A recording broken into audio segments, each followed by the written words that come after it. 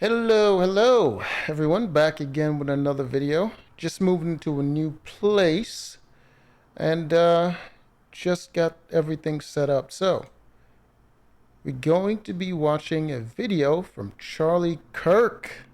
See what's been going on with our politics lately. Seems like a young scholar. I'm not sure why he's hiding his face. There's not many people that look like this, although it is a very typical look. But I'm sure everyone on that campus know who this is. All right. I did have a question. Something I don't find very interesting about you, something I find kind of repulsive, is that I believe you said that the Civil Rights Act was bad and that we shouldn't have that.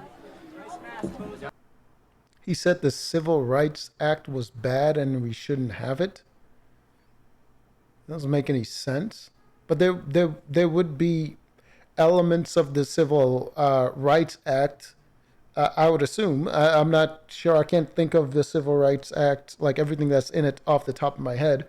But I would assume if it was created at a time to give advantages to certain people that were downtrodden, like the slaves, it might be considered discriminatory now, today, when we're all considered equal.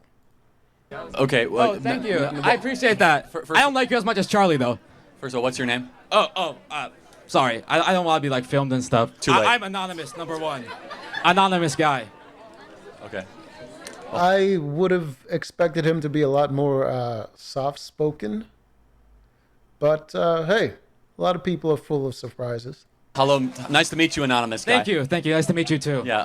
I believe in part of the essence of the Civil Rights Act went way too far, way too wide. Oh, how did it go too far? Well, for example, it created an entire civil rights leviathan that gave us affirmative action. Civil rights leviathan? What do you mean? Yeah. So if you Like a bunch of legal loopholes that allow certain people to take advantage of our system, even though everyone is supposed to be equal under the law. The Civil Rights Act would allow them to circumvent that and create pockets of inequality throughout our bureaucratic systems where people can take advantage and then create certain things like DEI. Even though it goes directly against the Constitution, they were able to circumvent the law. you can let me finish three words in. Sorry. It allowed the Department of Justice to go after people that have different skin color, aka white people, and prevent them from getting jobs in college admissions. You have a job. I'm sorry? You have a job.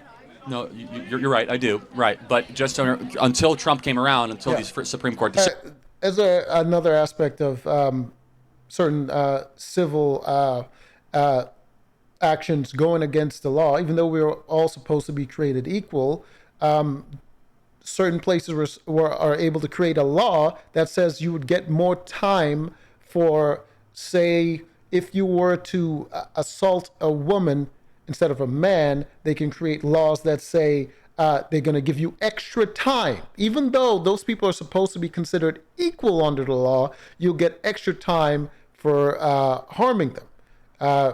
They do that by giving them status as a protected group. So you get extra time if you assault someone because they have a different sexual orientation.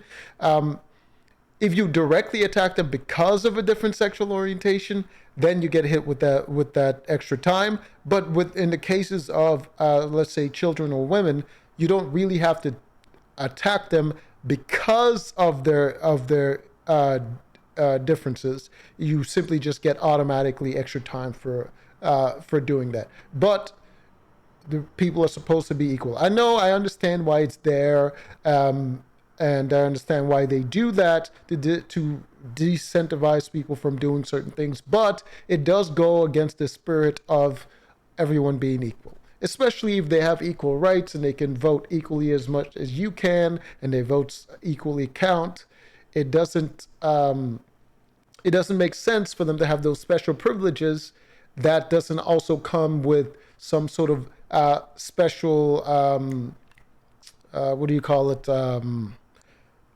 responsibility, right? So if you have a special privilege that say that if someone were to attack you, they would do extra time for specifically attacking you, you would also have an extra responsibility to not, let's say, maybe attack people, or a special responsibility to de-escalate a situation. So you can't egg on the person into attacking you and then still chalk on extra time on that person's sentence after the fact.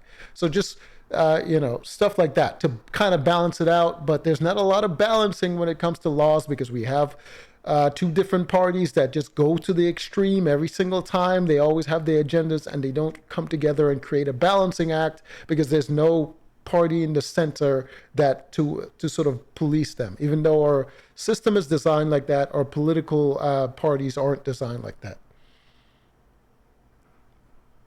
Decision, thanks to the Civil Rights Act, if you have white skin color, it's much harder to get into a college than if someone has black skin color. Much harder. You have to get higher test scores. It's a much harder pool, largely thanks to the precedent set by the Civil Rights Act. Not to mention... Well, I wouldn't say it's much harder to get in. It's simply what it does is it creates quotas, right? So white people are still going to get in because they're going to make up the majority, but they create quotas on the white people, and what that does is it doesn't help the people that actually get in because of those quotas. Say you create a quota, say limiting the amount of white people get in so that you can increase the amount of people of other races going in. Well, guess what you're doing? You're pretty much creating a quota that says the best of the white people get in, and for the other people, it's just like whoever just meets the bare minimum, which means you create a dynamic where the white people that got in are excellent, and the other people of other races, they're not up to par. And you create a very unintentional sort of divide, where every time people look and they're like, who are the people who are the greatest at a certain thing in this certain area, who have the most degrees in this from this school or whatever the hell, you look at the greatest and it's like it's all white, and then you're like, oh, what the hell just happened there? Well, you unintentionally created natural selection for white people, and only their best survive, while other people's their mediocre get to go through. So it's not good for stereotype, for stereotyping. And if you're trying to create a less racist world, that is the exact wrong way to do it. And all the trans stuff, and they use the Civil Rights Act to justify it. Okay, I think I see where you're coming from. So you think that it's harder for white people because black people they could have lower tech scores again? And it's not what I think. It's the fact. That's what you're saying. Okay. Yeah, all right. Well, I guess what I would say too. I think perhaps you're familiar with the term equity, right? Where different people have different circumstances. It's which Marxism. leads to different outcomes. I reject the framing. Okay. Well, whether you reject it or not, I think it's a prescient concept in this argument. Because what you have to understand is that when for example, you're born in like a black neighborhood, you're born in like O Block or something, like a very, like a, oh, you don't know what O Block is? Oh. Why would you use that example? Why would you use that example?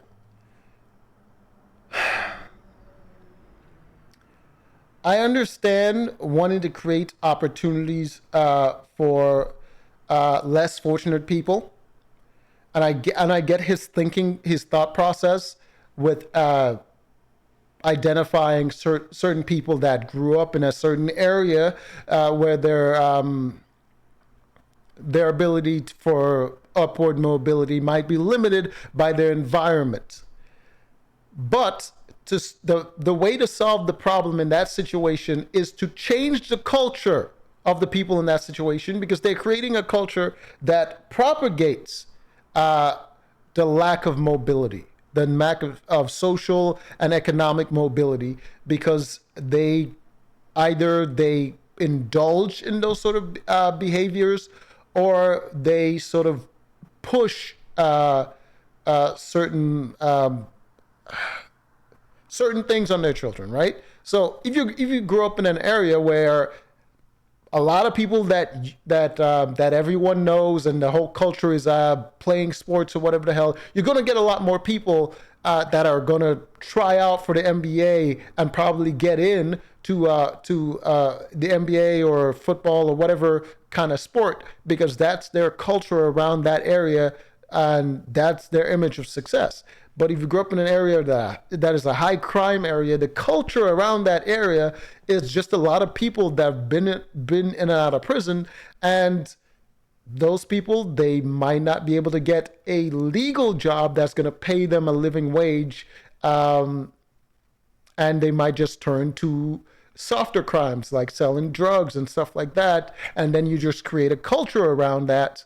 And that's how you get ghettos, right? You get a lot of women that are living in Section 8 housing, and they have a lot of children because they get welfare and all kinds of things because of those children. And then you get a lot of the men that are just in and out of the jails, and they join in gangs. And the culture starts to surround that sort of economic situation where those people sort of grow up. And there's a lot of demonizing of that culture from the outside, but not from the inside. So nothing changes. But getting back to what this guy is trying to do, he's trying to use an extreme example in order to prove his point, right? He's trying to say, oh, well, you get these white people, and he's generalizing white people. He's saying, he's pretty much, the tone that he's using is like, oh, they're all this way. They're all white people. They're all this way. They're all either rich or they're wealthy or they're privileged or whatever the hell, which is not true. There's a lot more poor whites than there are poor blacks or any other races. So that is not a good example. You can get a guy from a trailer park and a guy from the hood, and their situations are probably the same. Their amount of ignorance and terrible culture is exactly the same. And you don't really need to use this extreme example. So you're stereotyping black people as these unfortunate people in the hood that need that handout in order to succeed. And then you're stereotyping as white people as these privileged individuals that need to be brought down a little bit because they've had life too easily. And everything you're doing is racist. None of it is good. But I guess that's just what college teaches people. Well, if you're born there, if you're born in a very poor area like that, with like very low economic opportunity, very very poor schools with very low ratings, where the average test score is much lower, when you're in that environment, you have the whole system up against you, right? So when you say in that kind of circumstance, when you're facing the whole, I guess, Leviathan. By the way, when he says the whole system is up against you, it's not the system. It's your culture. The system isn't up against you. The system doesn't stop you from progressing. In fact, the system is in place to help you to progress. The problem is your culture is going to have you gravitating towards things that the system does not allow, like crime. The system being up against you means you're trying to commit crimes, and the system doesn't like that. Of systemic racism. So would you say that? Sorry, let me just finish it. When you say it's fair to, for example, lower the standard because knowing that their circumstances were like. That's another thing. Systemic racism is not a thing. In fact, if systemic racism was actually a thing, more black people would succeed because our laws directly contradict that. So if you found that the system is discriminating against you, it'll just be a bunch of black people suing the government constantly, and through and it would be a situation where either the system changes or through legal actions, black people are going to get reparations. So systemic racism is not a thing. If it was a thing, that would be great. That would prove that would be excellent for their cause. But it's not a thing, so they have to make it up. That perhaps based on what they had, what was presented to them, they had the correct amount of merit to get into a school.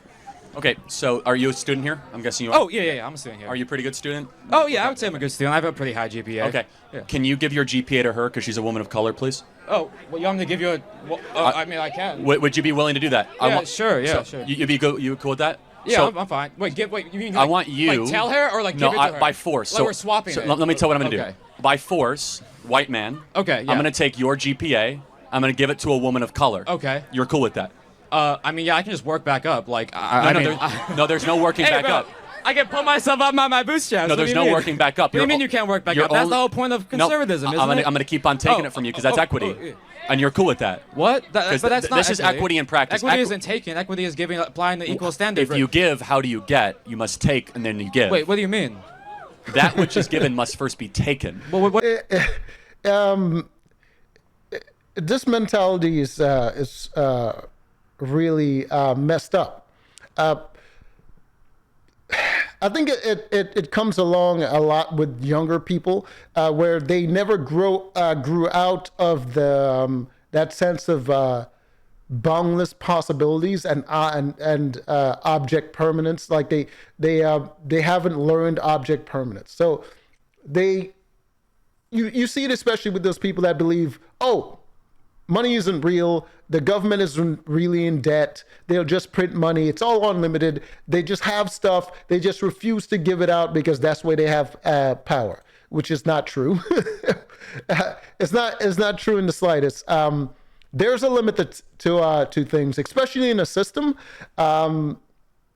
If you give somebody something, you're taking it away from someone else. For instance, just think about a job. In order for someone to have a job, you have to take money away from the business in order to pay that person's salary. So your employment isn't free. It's costing somebody else something else.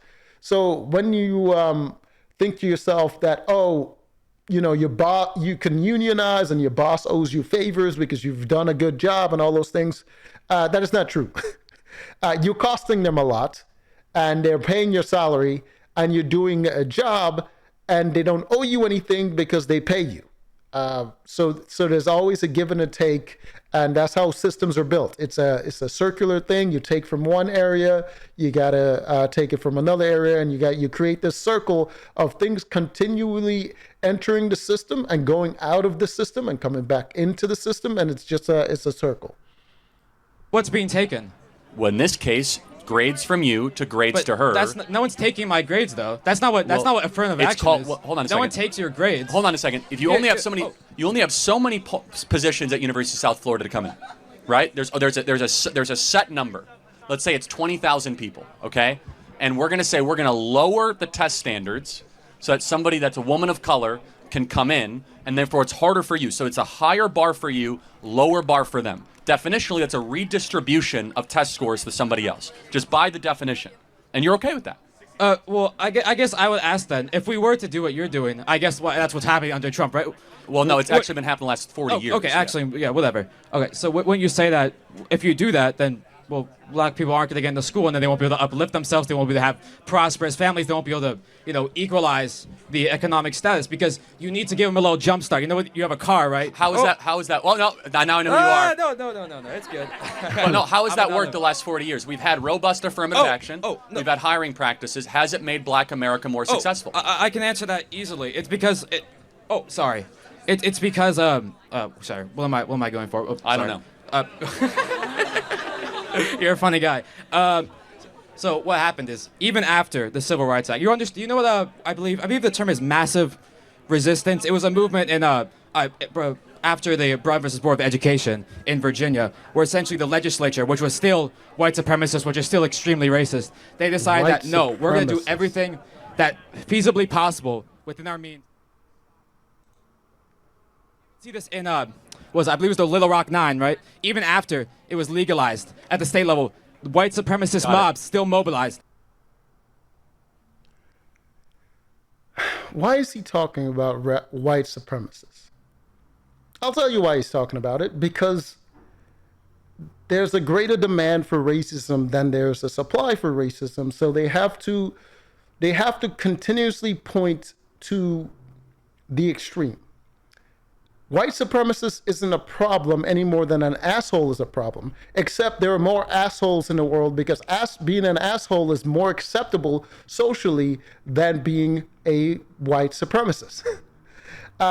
In fact, even if you were a white supremacist, you will feel very stupid, because if you go around other white people and you try to spread that sort of idea, they would shut you down. White people don't like white supremacy. Black people like the idea of white supremacy way more than white people like the idea of white supremacy. Because guess what? Even if they believed it, there's just too many of them, right? So there's way more white people in the US than there's black people or any other race, right? With a high number of people, it's almost impossible to have them all believe, or a majority of them believe, that they're supreme. Because there's just too goddamn many.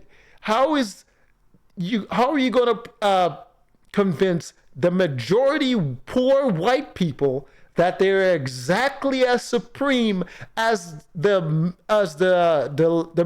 minority rich white people? They're just not the same, and they're going to see that, and they're not going to be convinced. Not only that, because every other race is a minority, they can't all benefit from feeling superior or pushing down the minority, because the majority of the resources is with the rich white people. So they have to push down those people in order to benefit. So being a white supremacist does not benefit white people in any way, shape, or form. Being anti-rich benefit those people. That's why Democrats engage in anti-rich rhetoric, because the rich have to pay them to not use the legal system to rob them blind. They use the fear of communism as a weapon against the rich people, and they get rich while pacifying the other poor people by telling them they're fighting for them. So as long as they believe there's something is being done, and they see other areas where they see certain areas where things are being done, they think that they're getting richer. They're like, oh, there's a plan in place. We are getting richer by bringing down these rich people. We're getting more money. But they're not really getting more money. What they're doing is they're creating equity. They're passing around the scraps between each other, and the money's just constantly changing hands, and the rich stay rich. In fact, they get richer because you have to buy everything from them. And whenever you start to realize, oh, my life is not changing, they can just point and say, oh, the Republicans or these people are the ones preventing us from achieving our goals. Anyways, let's get back to it. So my basic point is that white supremacy is not a problem, and even if it did exist, it is an asinine concept that doesn't benefit anybody. To prevent it. So even if it de facto it's gone, de jure it still exists. Let me ask you a very simple question. Yeah. A term you keep on throwing around. Got you. What is racism? What is racism? Ooh, that's a very complicated question. But no, it's not. I mean, there's a simple answer, and then there's the highly theoretical answer. Give me the simple. The simple answer will essentially be because we have like different skin colors, that he's treated a different way than me. He has like a different upbringing than me. No. But what is racism in practice? It's discrimination based on the color of skin. Based on the color of the skin. Yeah. This guy's a kind of a spaz. I don't know what he was trying to do. I guess he was trying to like get into the same camera frame as Charlie and show his skin color. I don't know. Got it. Thank you. So isn't it racist then to penalize white people to come into college or to get jobs based on the color of their skin? Well, no. Wouldn't that be racist? So you're arguing for a very racist policy, which is that we should actively discriminate against people based on the color of their skin, which is affirmative action in DEI in practice. I just disagree with the premise that you can do like anti-white racism, because anti-white is racism. It's not. Oh my God. Anti-white is racism. You're attacking them because of their race. It's racism. It's not some sort of reverse got you. It's not you're not the definition of racism isn't just something that only white people can do. That doesn't make any sense. It's discrimination based on your race. So it's racism. Because Wait, can you be racist against white people? no, bro, I'm a cracker, bro. What the no, you can't be racist towards white. Bro, there's so many crackers here, bro. Yeah, yes, you can. How do people what's the word? God damn it! I don't think it begins with self. How do people conceptualize self-hate, but yet somehow being racist against your own race just somehow escape them? If you're able to hate yourself, you're able to hate your race. Which is racism. There's your clip, bro. There's your clip.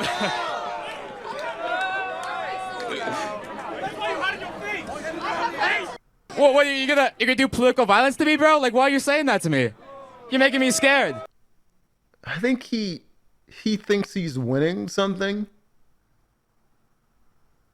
But like, people can obviously tell you're not scared, so you don't actually believe the things you're saying. You don't actually think that they're violent, racist, extremist people, but yet you're implying it. I don't get that. If the lie is only working on you and people that believes the same things that you do, what's the point of it? Yeah, I mean, you all already have the same belief. You don't need to convince each other you're on the same side.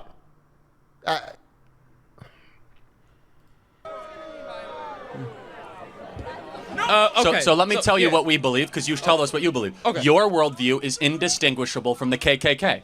That you want to organize the world based on skin color. And the KKK were Democrats, so it makes sense.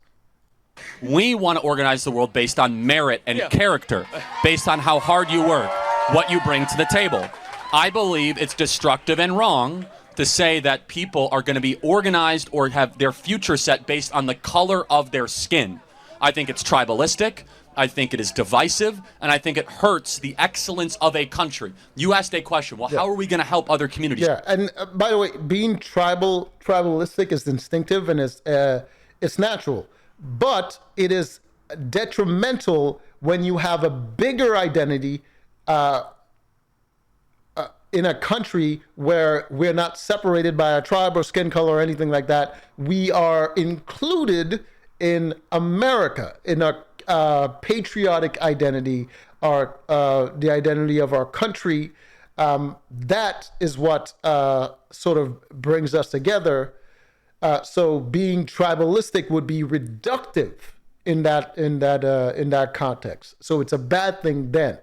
But if we go back 1,000 years or something like that, being tribalistic is a good thing because tribes, they don't have much except for their family identity and the people around them that help provide for them and stuff like that. So including an extra tribe, you might feel, okay, empathetic or whatever the hell, and you might want to help other people out, but you don't have a lot to go around. So you're going to have to exclude people based on tribalistic qualities, which will help your tribe thrive, right? So you're not going to include people into your tribe unless they add value. So if you don't add value, you're going to have to kick them out. And being tribalistic helps with that. It helps you block out that empathetic part of yourself that I see another human being in need. You think to yourself, I have to protect my tribe. And that helps you sort of block out that empathy so that you can do what you need to do. You know how you help other communities? Stop pandering to them and start treating them like individuals made in the image of God, not tribes to be organized for political purposes. Okay, so do you think like when... See, this I would agree with him, except it is a bad argument. Because you're saying to this guy who wants to help other people, you're saying to him, you're better off doing nothing than doing what you're doing. That's not a good argument. He wants to do something. So if he's doing the wrong thing to achieve his goal, you're not you're not helping the situation by just telling him to go back to doing nothing. It's just a bad argument, because he's on the other side, right? And our country are made up of those two sides, and we kind of need each other to sort of agree on certain things so that we can move forward instead of constantly fighting each other and dragging each other back. And every step forward we take, we just drag each other back every time the other side gets into power. So it's a bad argument in that sense because it doesn't help. It's better to have a solution for those people. They're like, you want to help. I see you have that energy. I see you have that drive to help. Here's what you need to do. Instead of being like, oh, you're better off just doing nothing. Right? Because what you're doing isn't helping. You want to help those people, you're better off just doing nothing. Just go back to zero instead of going into the negative.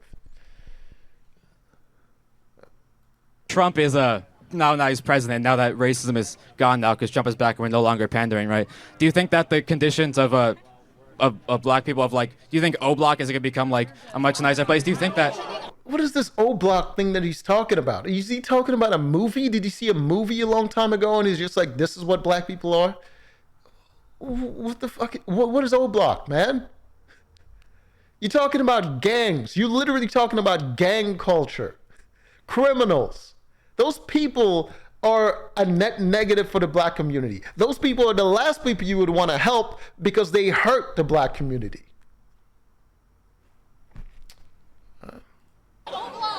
Do you think that these very downturned sort of black neighborhoods that have been sort of left behind, do you think they're going to become revitalized now? Is that what you think is going to happen? Yeah, No, they're not going to be revitalized because people like you are going to protect them.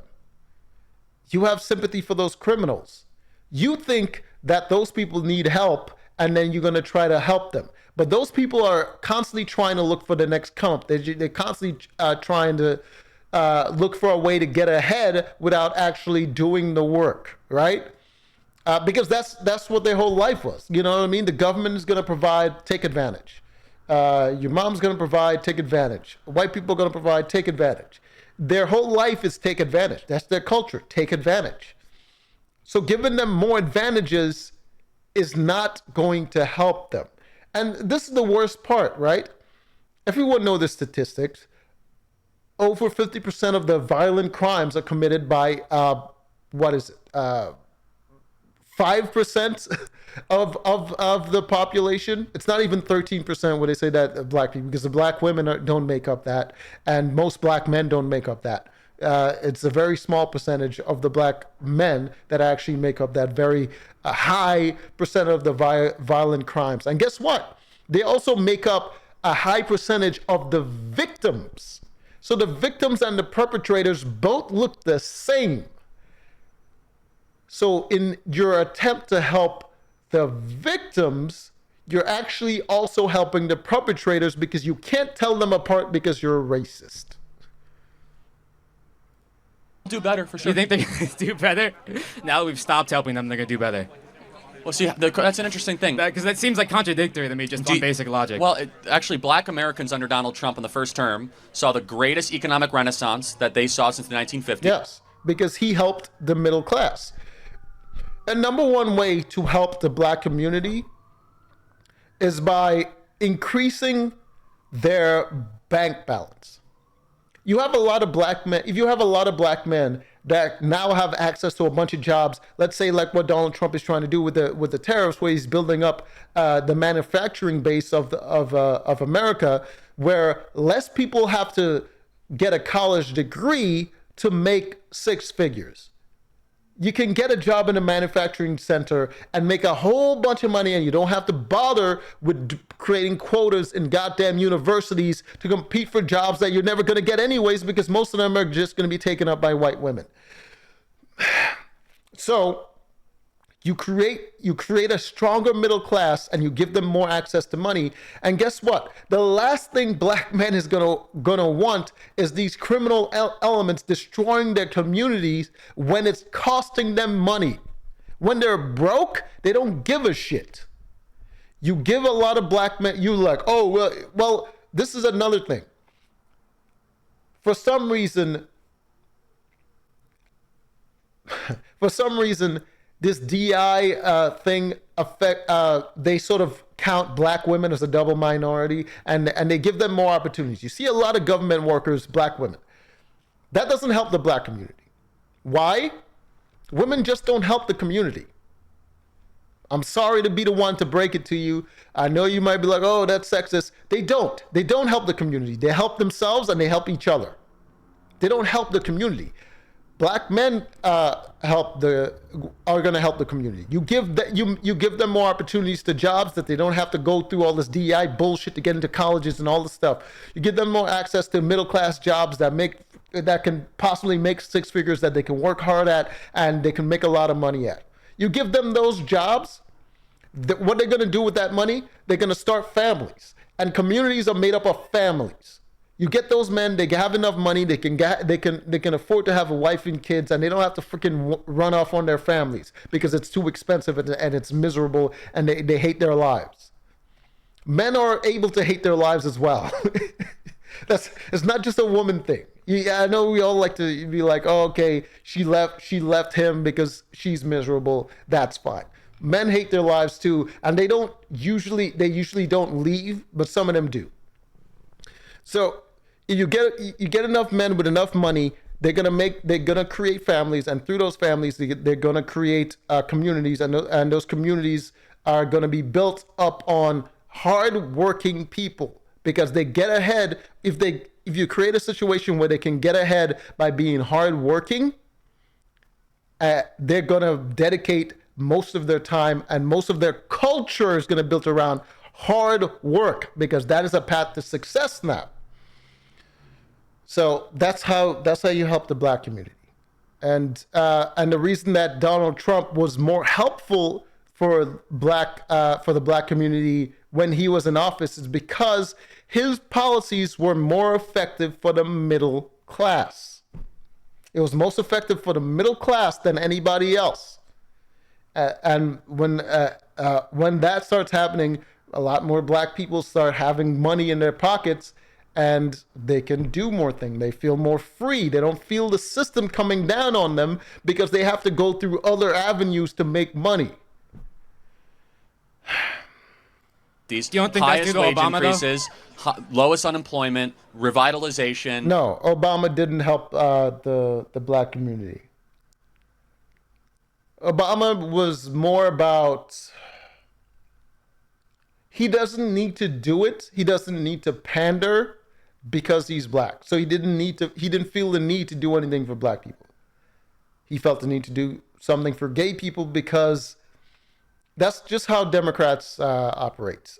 Unfortunately, when they build up a base, they make them loyal, and then they start pandering to the next base, and they gain power through numbers. So they start pandering to you, and when they get you, they stop pandering to you when they start pandering to the next group. So it goes from oh, you get the liberal white women, then you get the black women, and then you get the black men, and then you get the gays, and then you get the LGBT, all the other letters, and all. Then you try to grab as many of the alphabet as you can, and you kept building up your numbers because that's your path to power. So Obama didn't really need to pander to black people anymore, so he just goes to the next ones, which was the gays, and then you get gay marriage and all that stuff, and then you know what I mean. Then they move to women, so they give them abortion, and then.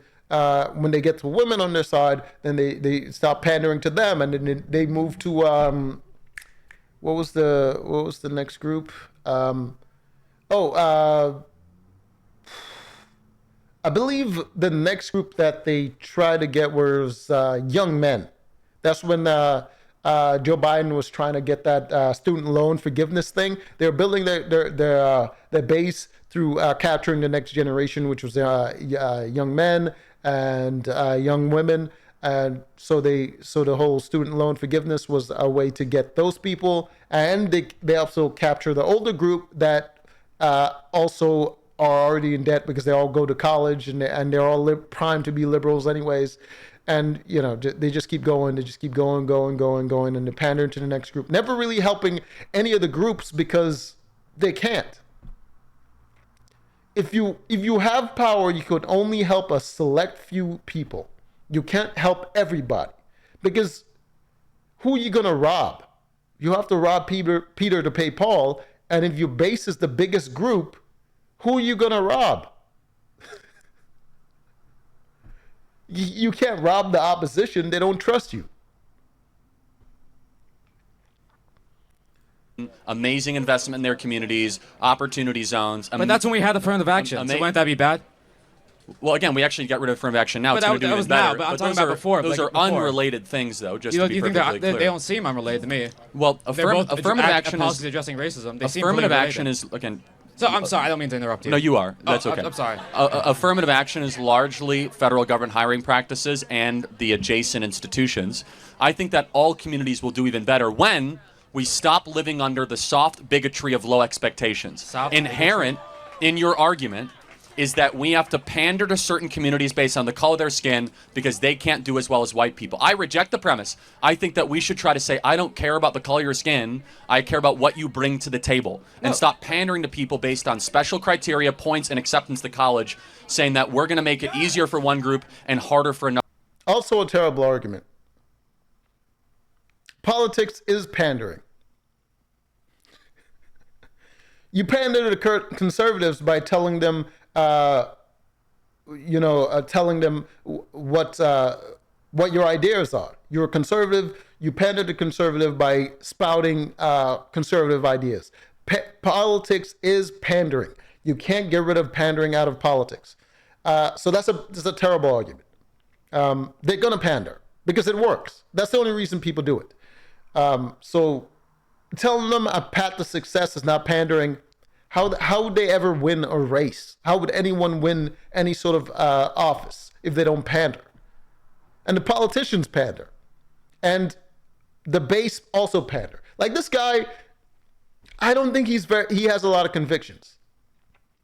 He doesn't have a lot of convictions, but he does believe in the democratic idea, the idea of the Democratic Party. He's not really in government. He doesn't know how it really works. He doesn't realize that they're not doing anything. They're always just pandering. But he does believe in the democratic idea. It sounds good.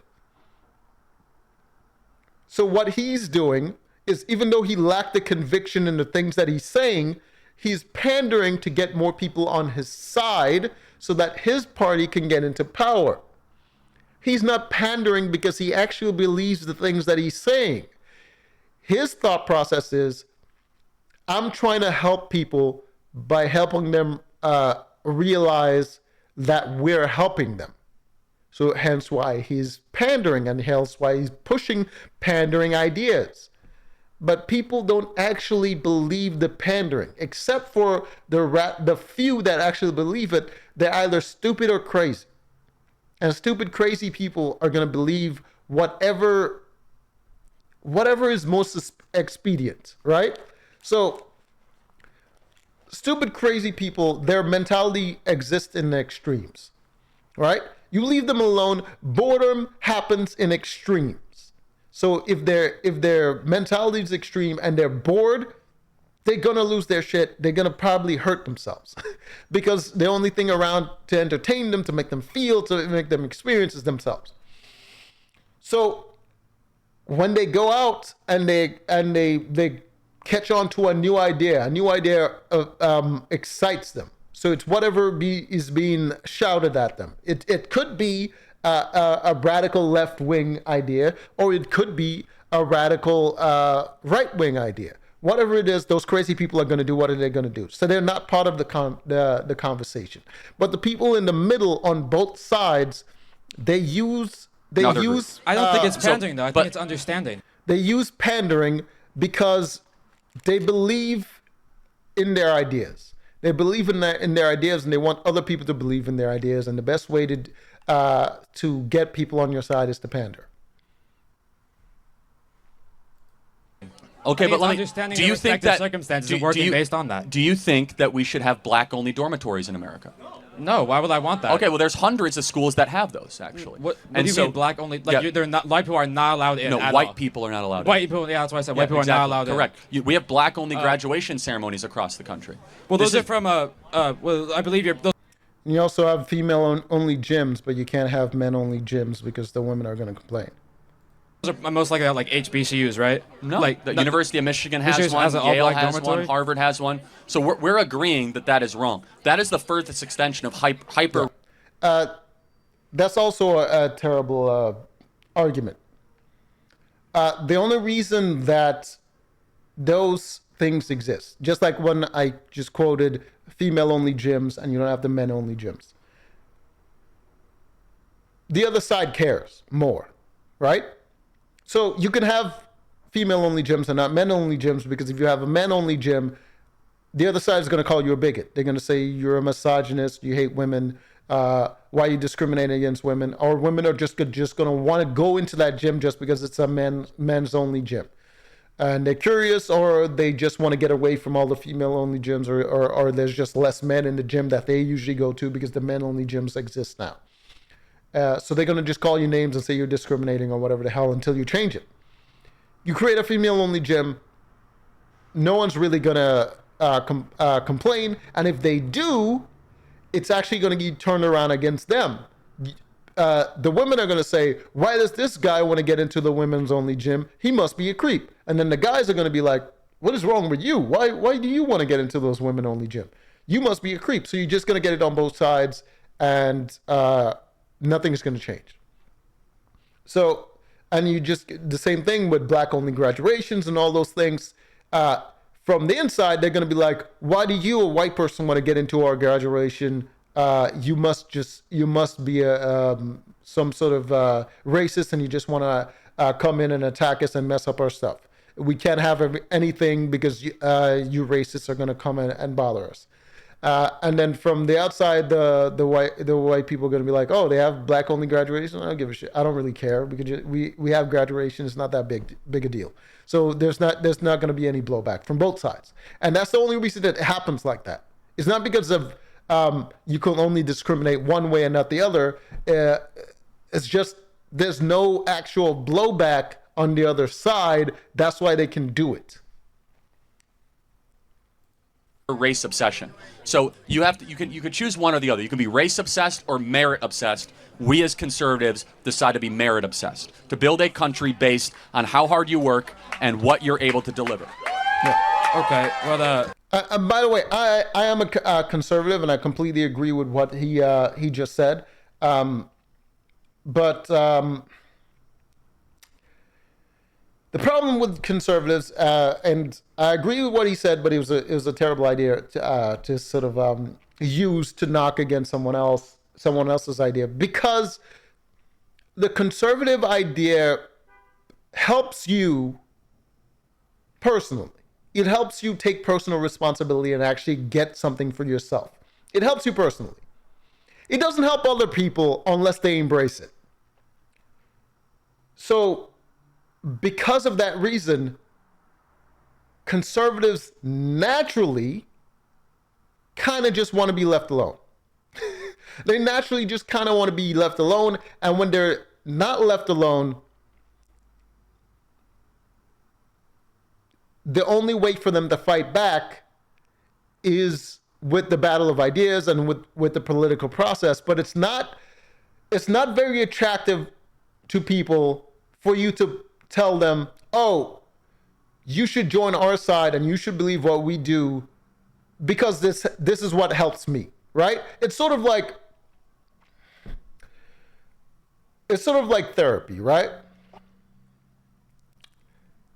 When people go to therapy, they find that it helps them, and they want to tell other people they need to go to therapy as well. But in the process of telling people you have to go to therapy, you're telling them that there's something wrong with them. It's very offensive. That's not a very attractive thing to do, to tell people something wrong with them, they should go to therapy, because you needed to go to therapy just to help yourself. Most people just feel like they're fine and don't really need therapy, so it's very offensive. So in that way, conservative ideas are not attractive. It's not attractive to pull in numbers. It doesn't have mass appeal. So conservatives are forced to fight, right? You're forced to fight against liberals because they're constantly trying to push their stuff on you, and you just want to be left alone. But your ideas are not as attractive as their ideas, because their ideas say, I'm going to help you. So the masses gravitate towards them. Your ideas say, you can help yourself. The masses don't gravitate towards you. So you're having this competition where you're trying to tell your ideas, but it's just like, it's not going to achieve the same goal in the same way, and it's not a good way to fight, right? You're bringing a gun to a knife fight, essentially, right? The battle is happening at range. I mean, you're bringing a knife to a gunfight. The battle is happening at range, so the gun has an advantage. But you're still bringing out the knife because you're very good with knives. It's just it doesn't really work, and it falls flat in debate. I think it falls flat in debate. On the merits of it, it's great. It seems like you win. You have that self-satisfaction of saying, "Oh, this is his ideas. This are my ideas. I win. His ideas fail." But in effect, your ideas fail. It didn't attract other people. All you did was pander. See, we come back to that. You pander to your base. Other conservatives are like, yes, this is what we believe. And he just said it. Liberals are like, that didn't do anything for me. You didn't win anything.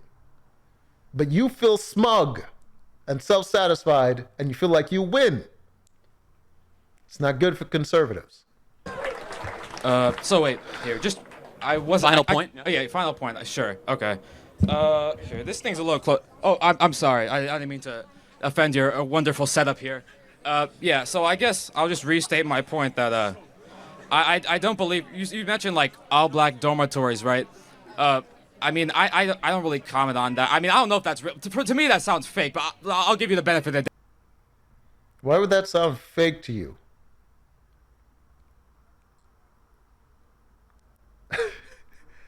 Sir, if you found out that there was all black dormitories, you wouldn't care. In fact, you will probably say it's a good thing as a liberal. So why would you think it wouldn't exist? The only way you can possibly believe that it's something that doesn't exist is if it's something that you would think is a bad thing, right?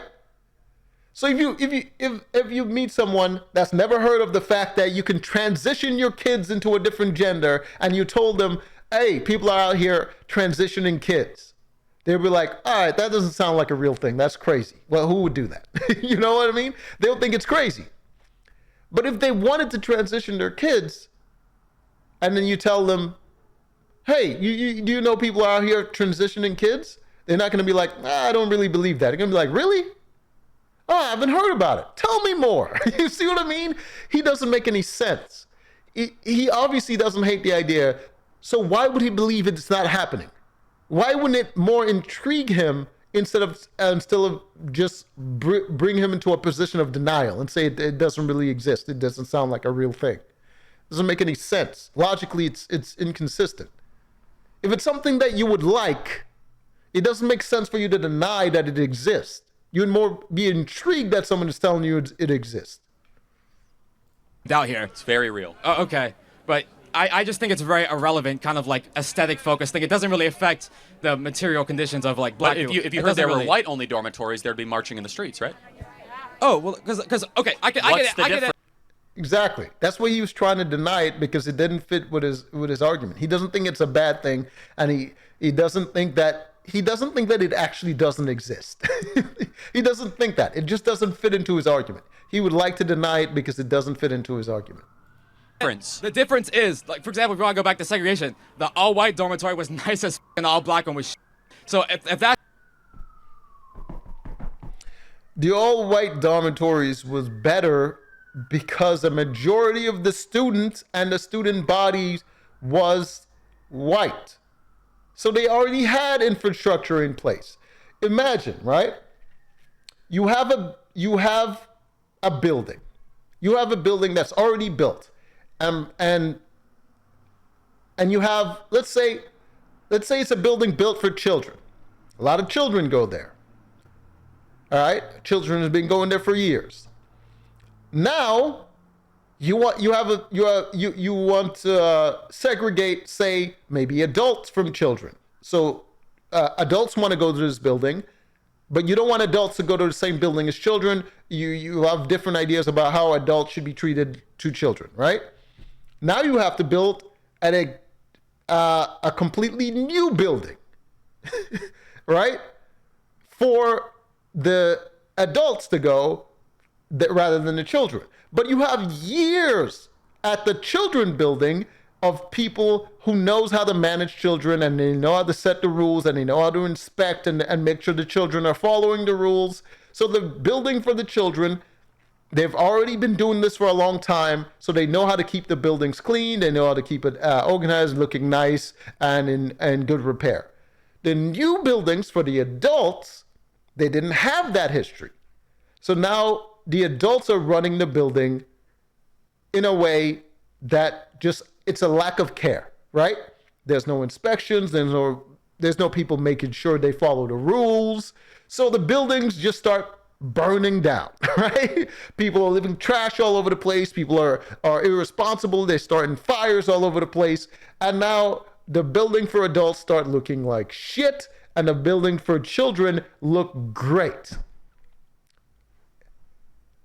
An idiot would say the reason that the building for children look great is because of discrimination.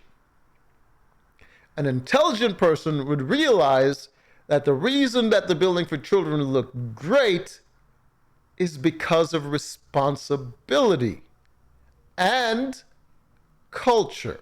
There's already a culture for the children to go to a certain building, to do a certain action, and they already fine-tune the process to make sure that they don't burn down their building. The adults, just doing it for the first time, burn down the building. They're going through the growing pains that the children building started out in their first development. They already had the growing pains, and now they've figured out how to keep their buildings from burning down, right? You can even see that in real life, right? Let's say, South Africa? They elected a racist president that hates white people, and he's just allowing people to sort of just kill them indiscriminately. Now South Africa looks like shit. The buildings are burning down because the people now in charge did lack the history of responsibility and care that the old guard had. So now they're burning down their buildings. It's not because black people don't know how to keep up a society. It's simply they don't care. They don't care. They don't own those buildings. They just got those buildings for free by kicking out the white people. They don't really care. They don't have the same way of creating rules and responsibility. So now all their buildings look like shit because they lack care. That's exactly why the white schools were better than the black schools, because the people lacked that sort of tradition to build up care and identity and the culture to maintain their schools, create the best learning environments and the best culture of learning and care to feed in new people into the system to keep the system up. All right. If that was brought back, okay, if we were to do an all-white dormitory and I'm not recommending it. I think actually segregation is wrong and evil, and we're heading, until Donald Trump, we were heading in that direction. I don't think segregation is wrong and evil. I think it's reductive. It's not evil to segregate people, because we segregate people all the time. Think about men and women's bathrooms. That's segregation. It's not evil. But it's reductive. If white people and black people aren't sharing the same space, how are they going to be a unit? We're all part of the same country and we're all supposed to have the same identity, but we're segregating from each other. That is reductive. It is antithetical to progress. But segregation is not wrong and evil. You're being hyperbolic. Correction. But like, okay, I'll go back to, because I let it slip by, but you mentioned that like in the early years of the Donald Trump presidency, right, that the conditions for the employment and stuff were going up for black people. What I would say is the economy works slow. It works at like a time dilation for when a policy is initially enacted. So what I would probably assume, based on what you said to me, is that it was the Obama era policies that actually led to that, and not the Trump policies, because stuff like tax cuts for the rich doesn't really help. In a year from now, we're going to have the greatest economy ever. They're going to say it's all Biden. It's all Biden. Well, I mean, I don't think that's going to happen. I think the economy is going to shit with what all Elon Musk is doing. Oh, but if that was to happen, I mean, Elon Musk isn't in charge of the economy.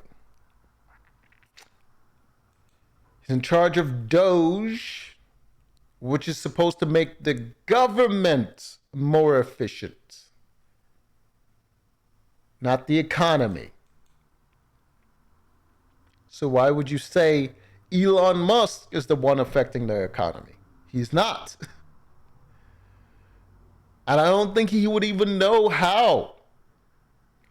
I think he would be able to build up a team that would help him through it, but I don't think he would really have the expertise to build up a good economy.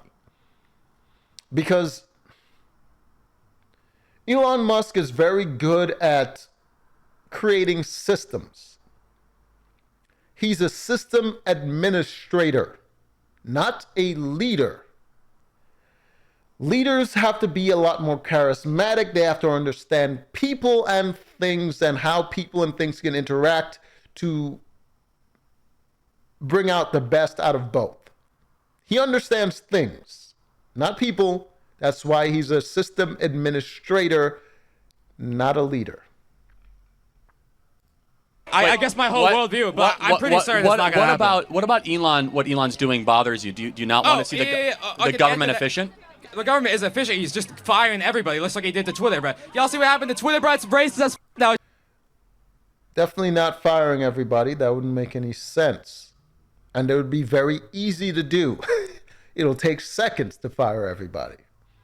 But he can't fire everybody. In fact, he can't fire anyone. He can recommend people be fired.